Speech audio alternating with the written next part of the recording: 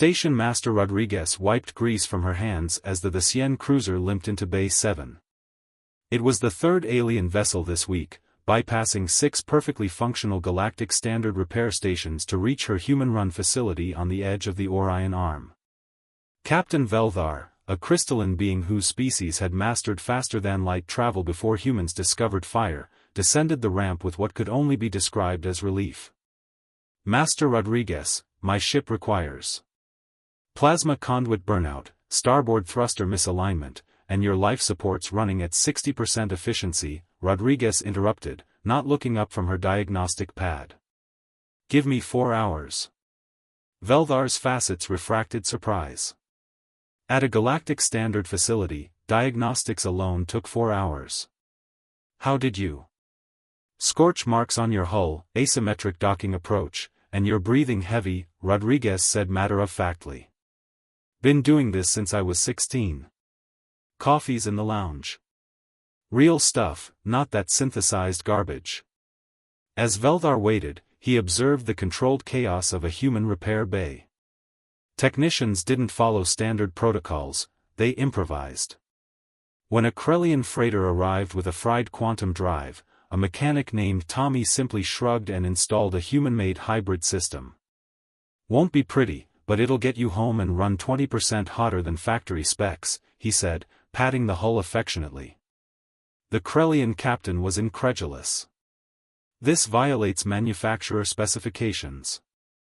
"Yeah, well, manufacturers don't get stranded in the outer reaches," Tommy replied. "We do. And we get home." What made human repair bays legendary across the galaxy wasn't their technology, humans were still catching up in that department. It was their philosophy.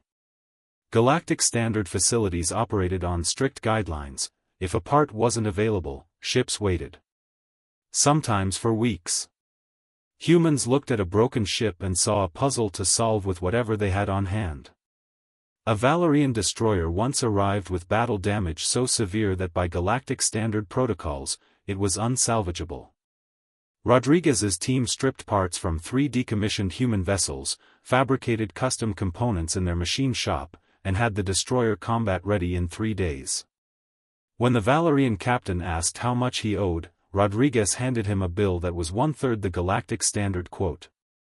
"Your mathematics are incorrect," the captain said. "Nope. We used scrap and elbow grease. That's the price." The Valerian had stared at her for a long moment. "Your species is either incredibly foolish or incredibly generous." Rodriguez had grinned. "We're humans. We're both." Word spread through spacer channels, the kind of knowledge that bypassed official networks. Human repair bays operated on something the galaxy had forgotten, the understanding that space was dangerous, and anyone stranded far from home deserved help, not bureaucracy. When Veldar's ship was ready, he found Rodriguez had upgraded his sensor array as a freebie. "You had an outdated model. Swapped it out. No charge." "Why?" Veldar asked, genuinely confused. Rodriguez shrugged, that universal human gesture that somehow conveyed volumes. "Because you came here for help. And we help. That's what we do."